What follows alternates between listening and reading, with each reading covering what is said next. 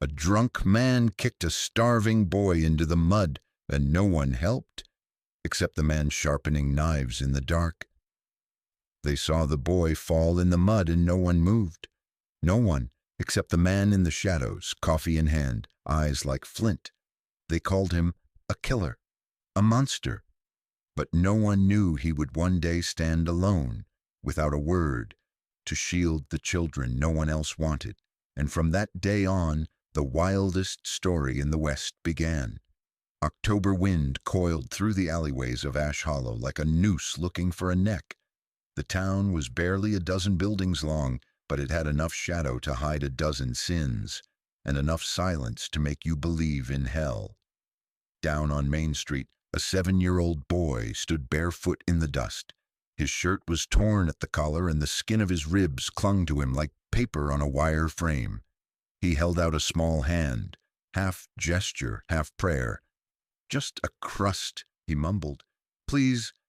The saloon door creaked open and belched a lungful of stale beer and mean laughter.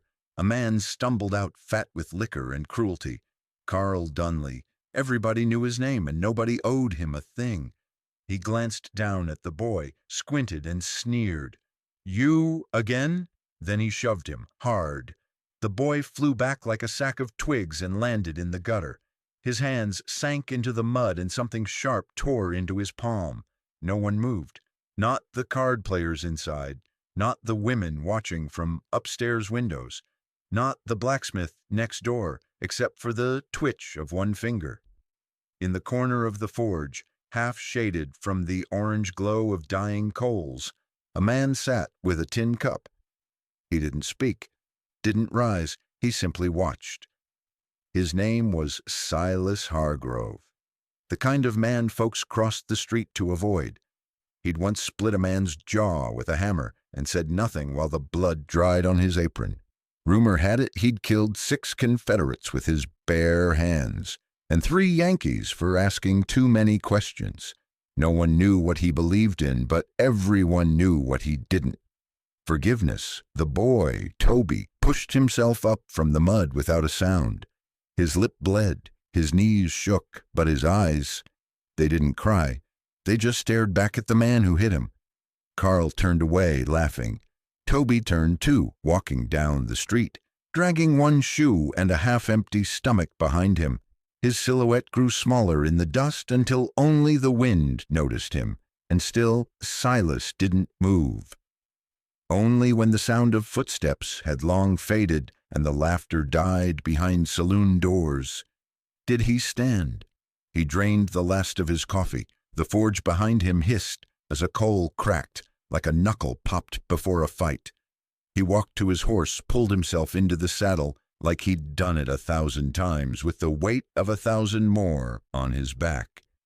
He rode, not fast, not slow, but with the same quiet gravity that made men put their whiskey down and check their belts. Out there somewhere in the shadows of Wyoming, a boy was walking alone through the cold, and something in the way Silas rode said that was about to change. Silas Hargrove lived a 1/4 mile past the edge of town, where the prairie met the bone-white fence of an old, forgotten cemetery. His cabin was built by his own hands, plank by silent plank. No one helped him raise it, and no one had been invited inside since the day he put a roof on it, not once. Folks said he was the kind of man who didn't just bury the past. He hammered it into the earth with iron nails and scorched the soil so nothing would grow back. He didn't smile, not because he couldn't, because he didn't see the use in pretending. They called him many things: murderer, loner, ghost with boots on. Some said he slit a gambler's throat with the dull side of a horseshoe. Others claimed he dragged the sheriff out of church one Sunday and beat him bloody for touching a girl who didn't want to be touched. But that was years ago, and memories in Ash Hollow had a way of curling at the edges, fading in daylight and sharpening at night, like knives left in the cold. Silas didn't argue with any of it. He just went on making horseshoes and plow blades and coffins. He was good at all 3. That night, He rode with his coat collar up, face blank as a tombstone, past the rows of shuttered storefronts and yellow windows. Somewhere beyond the church and the preacher's cross, he found the boy asleep under a wagon. The child hadn't made it far. His knees were scraped, his hands purple from the cold, and his stomach was still empty. Silas didn't say a word. He climbed down, lifted the boy like a sack of kindling, and slung him gently over the saddle. The boy stirred, looked up, but didn't flinch. There was something broken in him that recognized something broken in Silas. Back at the cabin, the stove gave off low heat. A dented kettle hissed above it. On the table there were 2 bowls, though one was always empty, and beside the fire a small square of cornbread waited, something he always made in case the world turned strange. He wrapped the boy in a buffalo blanket, not the cleanest, but warm. The boy sat silent for a long while, eyes darting around the small room, measuring the man, the space, the silence. Then his eyes landed on the cornbread. He didn't ask. Silas didn't offer. But the boy reached for it, and the man didn't stop him. He chewed slowly, crumbs falling from cracked lips. Every bite was a memory swallowed down, like hunger was part of him now, not something to end. Silas sat across from him, whittling a piece of pine with long, deliberate strokes. Shavings curled to the floor like forgotten thoughts. He didn't ask the boy's name, didn't ask where he came from, didn't ask why his arms were bruised or why he smelled of whiskey breath that wasn't his own. He just nodded once, as if to say, "You made it through the door. That's enough." The boy finished the bread, then held the empty plate as if unsure what to do with Grace. Silas took it from him. Then he stood, walked to the corner, and pulled a second blanket down from the peg. The boy curled up by the fire. He didn't ask for more. He didn't say thank you. He didn't even say good night. Silas didn't need him to. In that cabin, words were smoke. They disappeared fast, and nobody chased after him.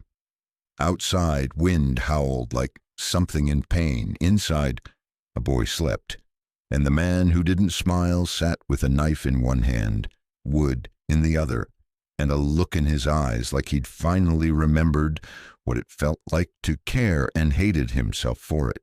Morning came slow, dragging light over the cracked windows and dust-laced beams of Silas Hargrove's cabin. Inside, the stove hissed its last ember, and a boy blinked into waking like a dog unsure if it's been saved or caught. The blanket was still over him, the warmth too. And the man, the silent one, stood by the window, hands blackened with coal dust, already grinding cornmeal like the night hadn't happened. Toby didn't speak. He watched the man move, each motion deliberate as scripture carved into stone. There was something about the way Silas folded dough with fingers that had once broken bones, how he stirred batter like he was coaxing something holy out of the ruin.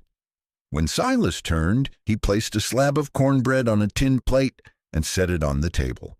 He poured weak coffee into a clay cup, then sat.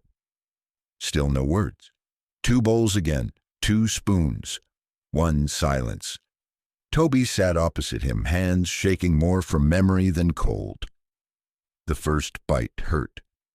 Not his mouth, his mind. The soft texture, the hint of honey, the quiet. It was too gentle for a boy built of bruises and thrown-out nights. Halfway through the meal, Silas pointed to a ragged coat by the wall. "You wear that when you go outside." His voice was like rust breaking through metal, low, unused, but undeniable. Toby blinked, nodded, that was all. Later that day, the wind kicked up fine dust across the yard, and the boy stood under the awning with a broom too big for him, sweeping like he had something to prove. Silas watched from the anvil station, iron glowing under his hammer. He didn't smile, he didn't praise, but he didn't stop him either, and that was enough. Around noon, the bell above town clanged for the 3rd time, meaning some fool had started a fight or lost one.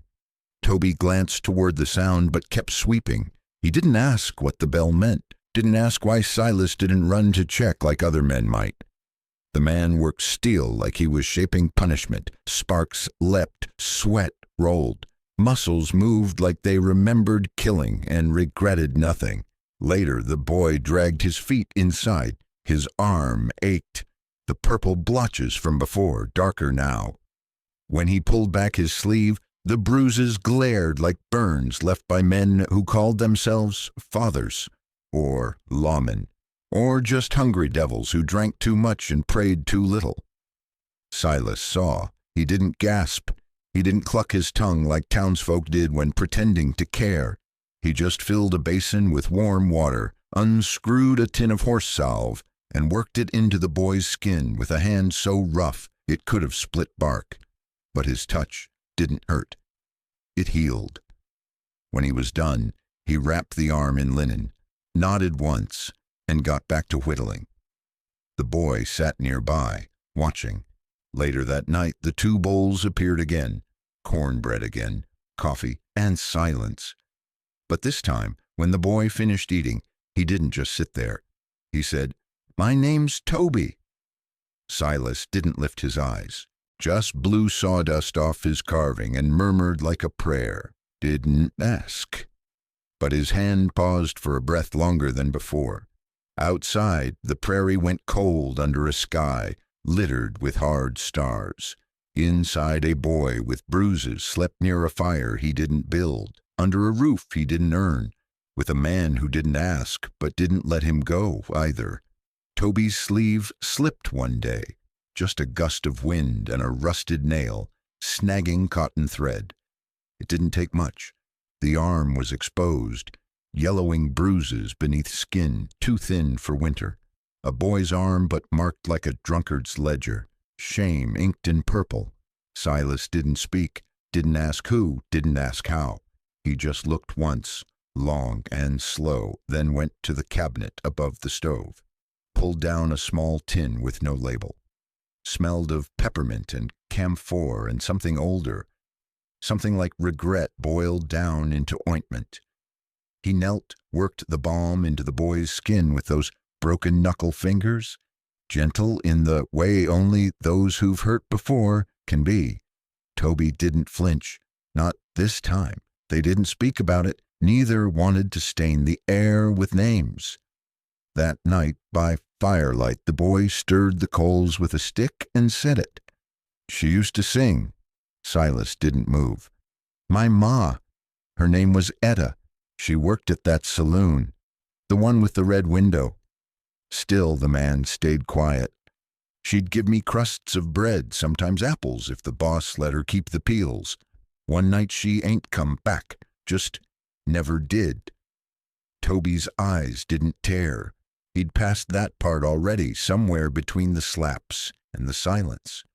Couple of days after, Carl Dunley tossed me out, said I was too old for pity and too small for chores. Silas nodded like he'd heard something like it before, like maybe that same story had once belonged to someone else too. He added a log to the fire, slow and sure. The flames crackled like old bones. The next morning the boy stood in the yard holding an axe, too tall for his ribs. Silas took it from him, showed him where to grip, where the grain ran, where to swing so the log didn't split crooked. No words, just gestures. That night there were still only 2 bowls, but the table felt heavier, like it carried more than cornbread and burnt coffee, like it carried names not spoken and hands not held, and the ghosts of women who never got to be mothers long enough. Toby asked, "You got kids?" Silas didn't answer, just stared at the knife he was sharpening, slow like a man counting minutes left in a war. The wind howled across the plain that night. Toby slept with the blanket pulled to his chin. Silas sat awake in the dark, polishing the same knife, eyes fixed on nothing. He didn't look angry. He looked like a man waiting for something. A reckoning, maybe, or a knock on the door. But none came. Only silence. And the bruise that didn't fade.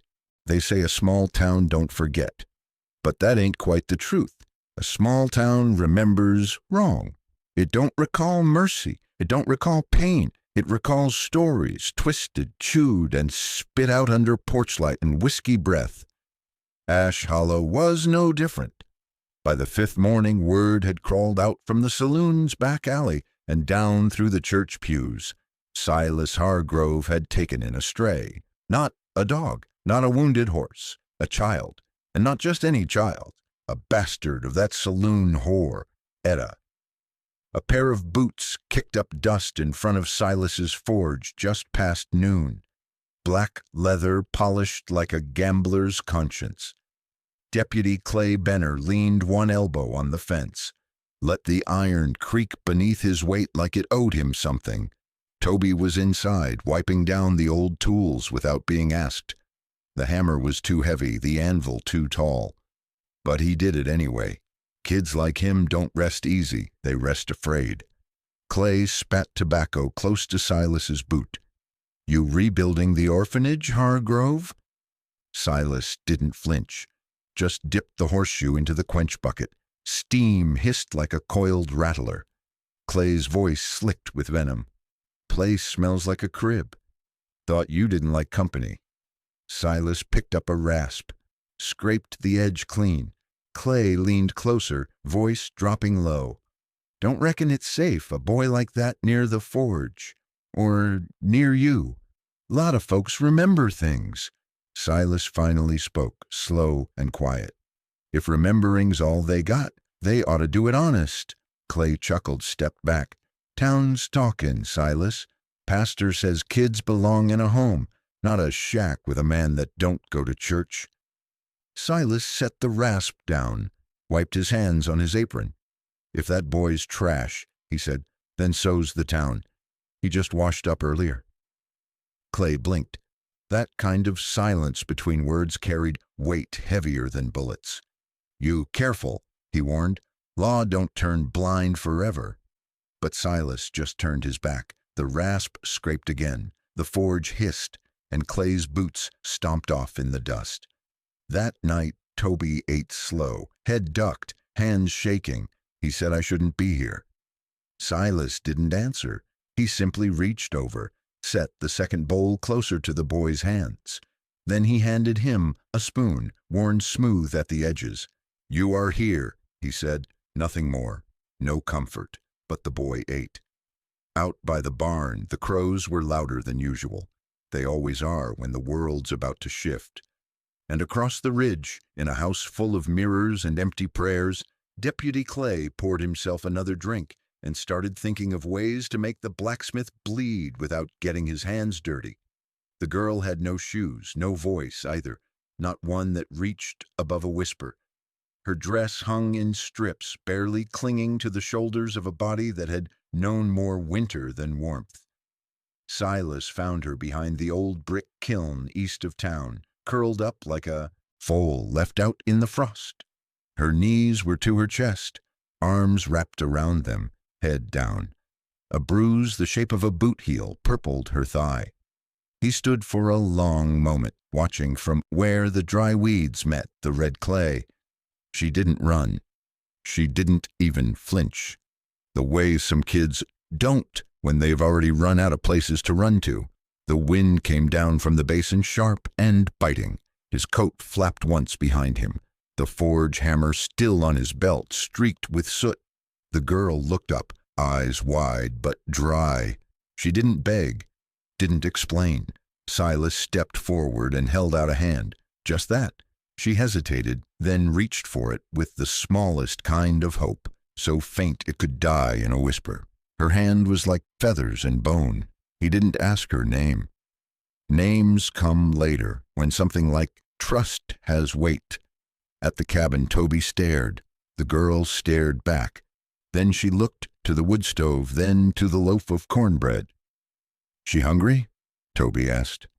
Silas didn't reply, just grabbed a third bowl from the shelf. Later, after the girl had eaten and curled up near the fire, with a blanket that used to belong to Silas's mother, the boy asked again, "She gonna stay?" Silas was whittling a handle by lamplight. The blade moved slow in his hand. He didn't look up. "If she wants," he said. "What's her name?" "She'll say when she's ready." They sat in the hush after that, wind rasping against the window, old pine creaking in the eaves like tired bones. The sound of the knife carving through wood was steady as a heartbeat. The girl's eyes, half lidded with sleep, fluttered open once more. "Addie," she murmured, "barely breathe." Toby smiled. Silas nodded, didn't stop carving. Out in town, Deputy Clay heard whispers. "Another one," the preacher's wife muttered. "The forge man's building himself a house of bastards." They talked about sin and danger and the unnatural silence of that man. They drank their coffee and stared through lace curtains, waiting for God to do something about it. But God had long since stopped attending to Ash Hollow. Only silence moved now, and men like Silas Hargrove knew how to live inside it. He didn't rescue people, he just didn't let them die alone. And by the third night, 3 bowls sat on the table: the boy, the girl, and the man with knuckles scarred from war and a soul stitched from ash and wire. The forge was burning longer these days, so were the stairs from town. But inside the cabin there was warmth, a quiet, stubborn kind. The market square of Ash Hollow was dust and whispers. Chickens pecked at stray kernels beneath a dry goods stall. The butcher's boy whistled a tune, half forgotten, half hopeful, and Clay Benner stood like a shadow with a badge. He didn't wear his gun today. He didn't need it. Toby had wandered too close to the stall with the penny candy, just stood there breathing in the molasses and peppermint, not touching, just looking. A boy's look, the hungry kind, the not stealing kind. But Deputy Clay didn't like the look of boys like him. "Thieving rat," Clay said, grabbing Toby by the arm. The square didn't pause. It never did. Folks knew when not to see. Toby tried to explain. He wasn't stealing. He wasn't even asking. Clay slapped him hard enough to spin the boy halfway around. Then Silas walked out of the blacksmith's shop. He didn't shout. He didn't run. He just crossed the dirt lot like a slow wind. Clay turned, still holding the boy's collar. "You raising pickpockets now, forge man?" Silas didn't answer. Clay smirked.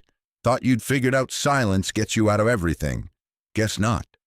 Still Silas said nothing. Then his right hand moved. Just once. It was not a punch. Not really. It was a hammer swing without the hammer. It landed square on Clay's jaw and turned his smirk into a twist of spit and blood and disbelief. The deputy hit the ground like a side of beef. Silas stood over him, breathing steady, looking not at the crowd, not at the boy, not at the lawman, just somewhere past it all. No one spoke, but they all watched. When Clay rose, teeth stained and one side of his face drooping like wet laundry, he didn't reach for a weapon. He just pointed at Silas. "You're done," he rasped. "This town'll bury you, you and your mutts." Silas turned, walked back toward the forge. Toby followed, holding his ribs. The next day, 2 new signs went up in Ash Hollow, one nailed to the church door: "Protect our women and children. Beware the blacksmith."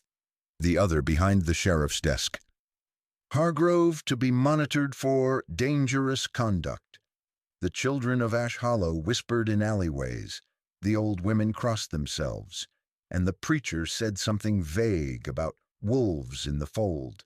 But the cabin outside town had fresh firewood, a new latch on the door, and 3 bowls on the table, still.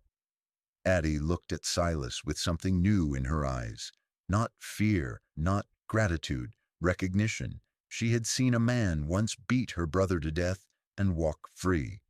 This one took no pleasure in hurting, but he would not look away. The night smelled like iron and dry wheat. Coyotes howled far off, but the wind carried something fouler than hunger.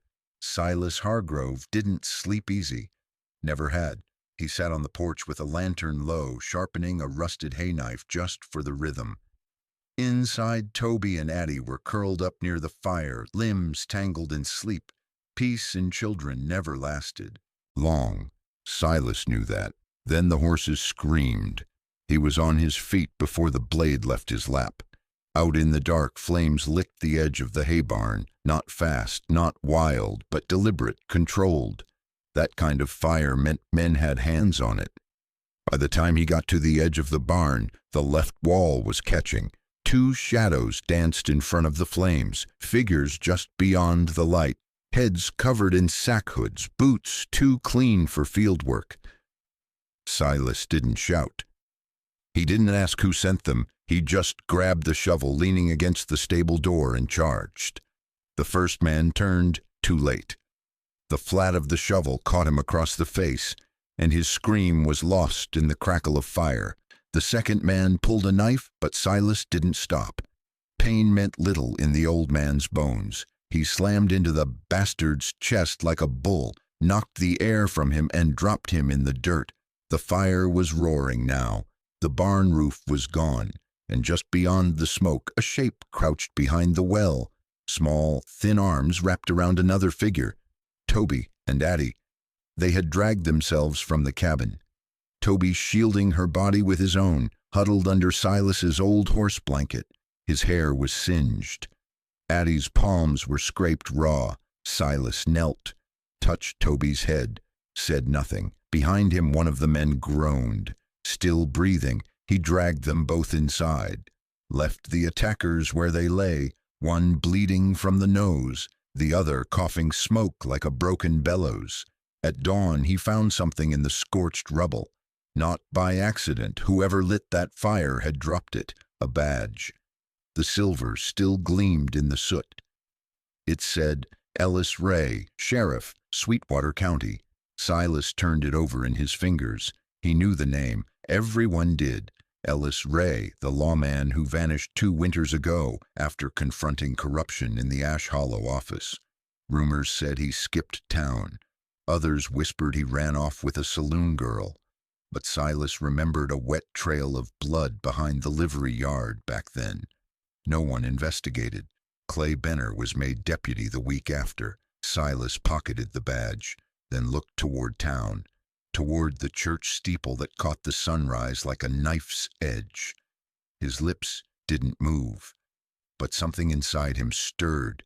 He wasn't just housing orphans anymore, wasn't just refusing to look away. He was sitting on a truth, and men like Clay Benner always made sure truth got buried deep, under law, under threats, under fire. But this time, fire didn't kill the truth, it woke it up. Silas rebuilt the barn, not because he had hope, but because the land demanded usefulness. He hammered planks back into place with an old rhythm, the same way a man once nails a coffin shut, not for the dead, but so the living won't see what's left inside. Toby helped. Quiet, ash still in his hair. Addie picked out nails from the dirt like she was gathering seeds. 3 days after the fire, a burlap sack showed up at the fence post. Inside, flour, 3 biscuits, and a handful of jerky wrapped in paper. No note, just tied twine. The next night there was kindling stacked neat beside the porch. Someone had shaved the ends clean. Someone who still cared how things should be done. They didn't knock, didn't ask to be thanked. Silas never said a word to the children about it, but he left the lantern lit at dusk now, just 1 hour longer, and the boy noticed. By week's end, more offerings came. An old quilt, a tin of coffee, salt pork. Toby found a small piece of red ribbon tied to the porch rail. He asked what it meant. Silas didn't answer. He didn't have the right words. But that night, Addie whispered, "They don't hate us." Not all of them. Silas paused in his carving, then nodded once. One morning, a woman stood at the edge of the path. Not close, not scared either. She wore black, faded with age. Veil pushed back, face weather-worn, mouth hard. Name was Mrs. Langtry, her husband, folks said. Had hanged himself in the woodshed 2 winters back. Clay Benner had questioned her for theft, for lies, for debts she didn't owe, then let her go without apology. She didn't look at Silas when she left a folded paper under the doorframe. It read, "He did worse than what people say. And I ain't the only one who knows. Don't stop." Below her words, she'd drawn a crude cross, and under it, the outline of a star badge. Silas burned the note in the stove that night. Didn't tell the children, but the next day he dug a second garden row, taught Addie how to hoe the ground so the roots would grow straight, showed Toby how to follow Orion's belt to find north. Clay Benner didn't return, not yet, but Silas knew better than to think it was done. The town was shifting. Whispers grew in the church pews. Some said Silas was raising a den of thieves. Others said he was a lunatic, but a few, just a few, began to wonder what kind of man gives shelter and keeps no collection plate. Some of the townsfolk stopped meeting Clay's eye in the general store, and when they did look at him, it wasn't in fear anymore. It was in suspicion. Silas didn't preach, he didn't march, but every time he nailed another board or sharpened another tool or handed Toby a book without saying a word, he tore loose another thread from the lie holding the town together. The fire had tried to burn them out, but ashes, Silas knew, make good soil. Winter clawed its way in early that year. The wind snapped clean through coats like it had bones to pick with. Every man and woman left in Ash Hollow. The sun didn't rise so much as it just surrendered to a pale, ashen sky that refused to warm a thing. The town square turned gray. The trees stood like skeletons, and the market smelled of old wood and colder silences. It was there, under that dead sky, that they held the auction. A girl stood on a platform made of freight crates, 16 maybe less, barefoot, dress torn, belly round, hair like coal, skin like the creek bank in summer, half white, half native. Her eyes were flat, not frightened, not angry, just done. Men gathered, some to leer, some to scoff. A few, God help them, came with coin. A wrinkled man with rotted teeth raised a hand. $2, he grunted. Deputy Clay Benner stood beside the girl, smiling like he was hosting a county fair. "She's strong," he said. "Works hard. Quiet as a stump. If you ain't buying, you can still watch." A boy in the back threw a stone and got dragged off by his collar. A woman shouted. A man spit on the dirt. But no one stepped forward, not for real, not where it counted. Clay leaned toward the girl, lips close to her ear, like he wanted the crowd to see how close he could get. "If no one bids," he drawled, loud enough for the square to hear, "guess we'll just let the dogs have a try." Laughter, ugly, hollow, broken laughter. Then someone moved. From the back, from the last row, just beyond the water trough and the leaning post with the broken noose still swaying in the cold wind. Silas Hargrove, no coat, shirt half open, boots muddy, hat low over his brow. Eyes set like river stones. He walked to the edge of the platform and looked up. He said one thing, "I'll take her." Clay squinted. "You got $2. Silas didn't answer. He didn't reach for a coin, didn't nod, didn't explain. He just looked at the girl, held out a hand, and said again, softer now, but louder than the wind, "I'll take her." There was no vote, no clap, no shout. The crowd didn't cheer. It split. Some stepped back. Others just stared. Clay opened his mouth, closed it. The girl stepped down. She didn't look at the crowd. She didn't look back. She walked to Silas like she already knew what the inside of a cold cabin smelled like, how quiet wood can be when it's not listening for footsteps in the night. He led her down the hill, hand not touching hers, just near enough for her to follow. And when the wind shifted, someone swore they saw her lips move. Didn't matter what she said, because by morning the town had a new story to whisper, and this one didn't begin with violence. It began with silence. The girl didn't cry that night. Didn't speak either. She sat by the fire with her hands on her stomach and her back to the world. The old dog under the porch came in, circled twice, and lay by her bare feet. Silas didn't say a word. He just set down a fourth bowl on the table. Wooden, like the others, hand-carved, a little crooked. He ladled out cornmeal mush, weak broth, and cut one of the last apples in half. The girl took the smaller half without looking. Addie watched her like she was some wild deer about to bolt. Toby, already missing a tooth and most of his fear, slid her his cup of water. She didn't drink it, but she didn't push it back either. Outside, the wind kept talking to itself. They didn't ask her name. She slept that night curled under the bearskin, back turned to the room, hand on her belly like it was the only part of her that was hers. By morning, she'd folded the blanket neat and set it at the edge of the bed. Didn't try to leave, didn't try to stay. She just existed like the smoke from the fire, present, quiet, always rising. Silas made no room for questions, only chores. He showed Toby how to sharpen a knife, showed Addie how to split kindling without catching her skirt. To the girl, he gave a coat, old, men's size. When she didn't put it on, he set it beside the fire and said nothing more. They ate in silence. Silas carved something small out of cedar.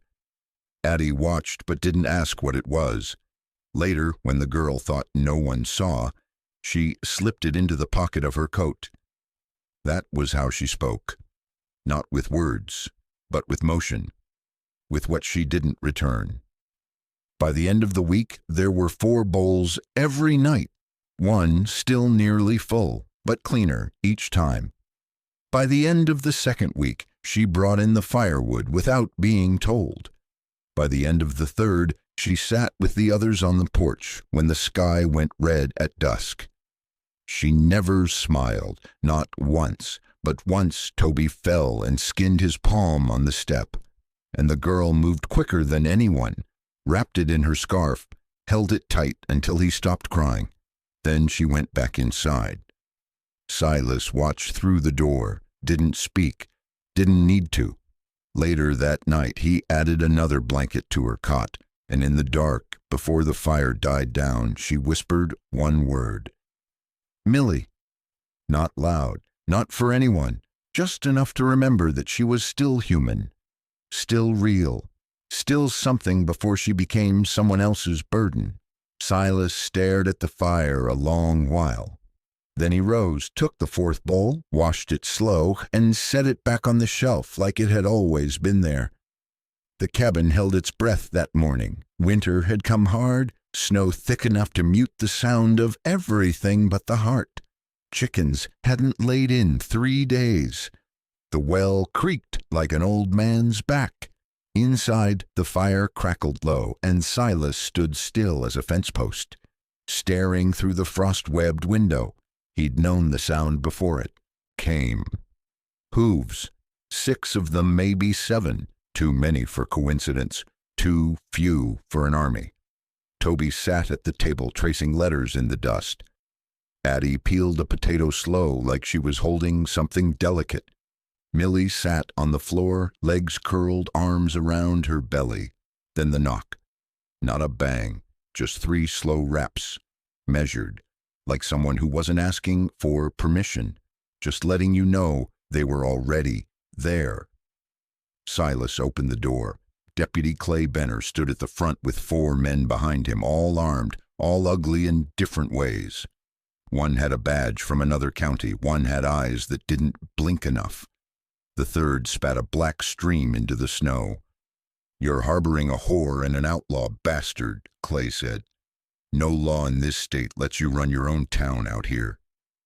Silas didn't blink. The wind whistled past the eaves. Somewhere out back, the old dog barked twice, then fell quiet. "You've got 30 seconds to let us in, or we'll come in anyway." Still Silas didn't speak. He turned his head and said, "Millie, take the kids to the barn, bolt it from the inside." She moved fast, didn't argue. Clay smiled. "See, now you're interfering with justice." Silas stepped forward, shut the door behind him, and stood on the porch. like a tree rooted deep. "This ain't justice," he said. "This is you hiding what you are." Clay shifted, pulling his coat back to show the handle of his revolver. "Last chance, Silas." "I buried men for less than what you've done," Silas said, voice flat, "and I walked away." Clay nodded to the man with the crooked eye. "Break the door." But the man didn't move. He was staring at Silas like he saw something he'd hoped not to. Silas hadn't moved, but his hand was on the axe handle sunk deep in the porch post. The blade was old, worn, still wet from the last chopping. "You want to step in that house," Silas said. "You'll have to step over me." The snow fell quiet. One of the men muttered, "This ain't what I signed up for." Another turned his horse around without a word. Clay's smile dropped. "You're making a mistake," he said. Silas stared right through him.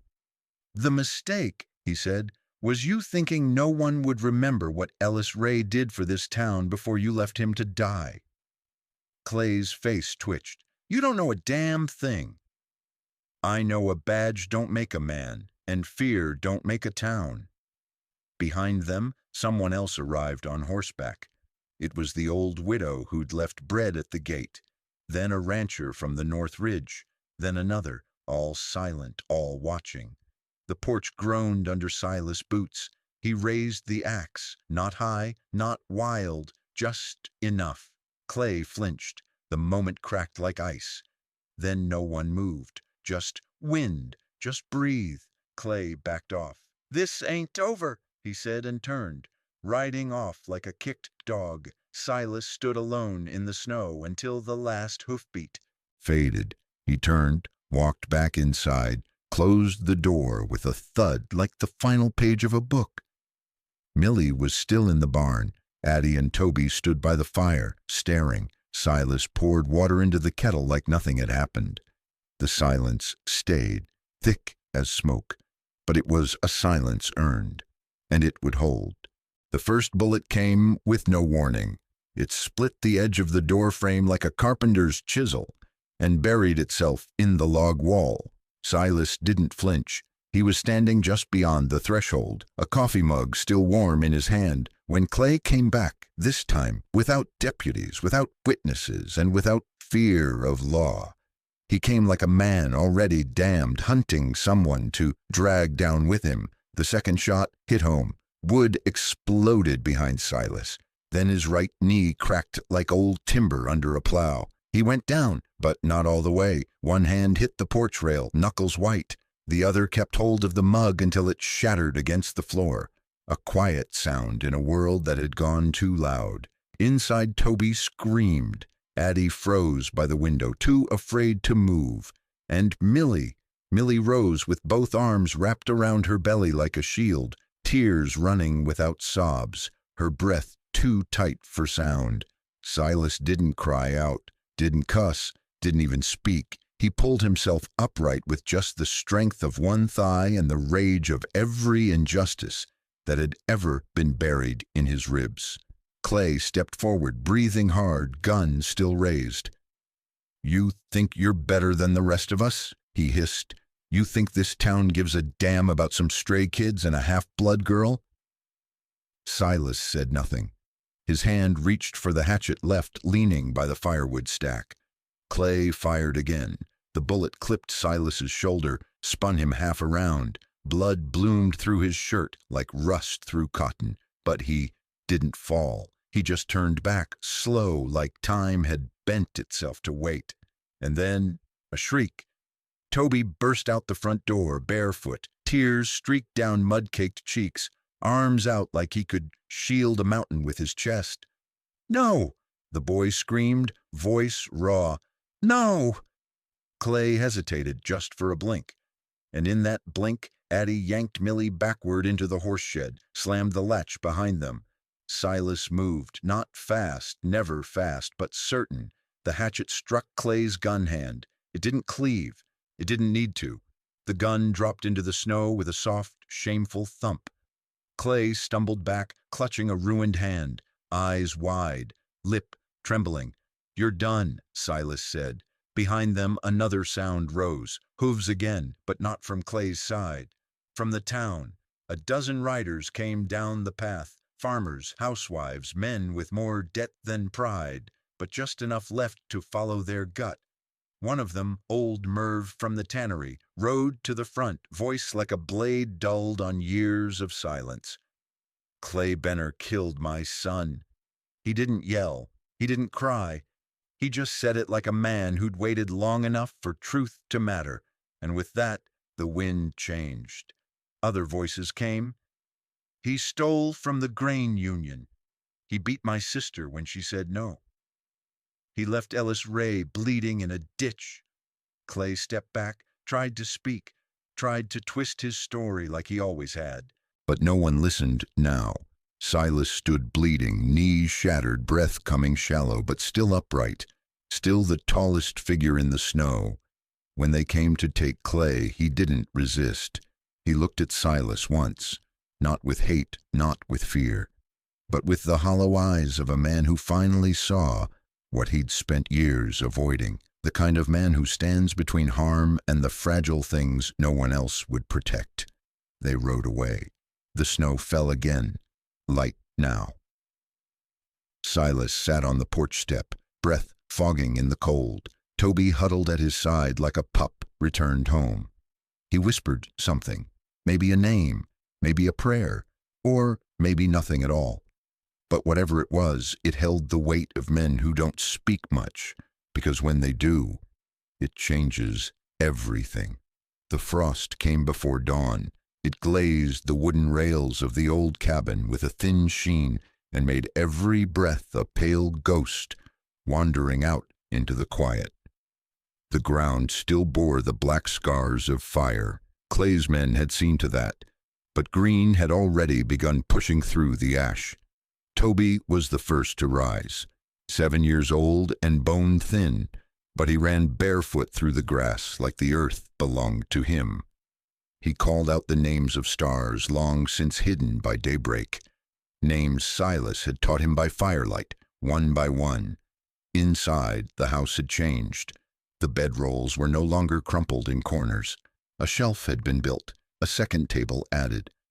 Millie sat near the hearth, pale and quiet, arms wrapped around the bundle in her arms. The baby had her eyes, half native, half ghost, full of fire. Addie watched over them both, knife in hand, not for fear, but habit. The girl who once flinched at shadows now stood watch, like a sentinel, because when someone saves you, you carry that shape into the rest of your life.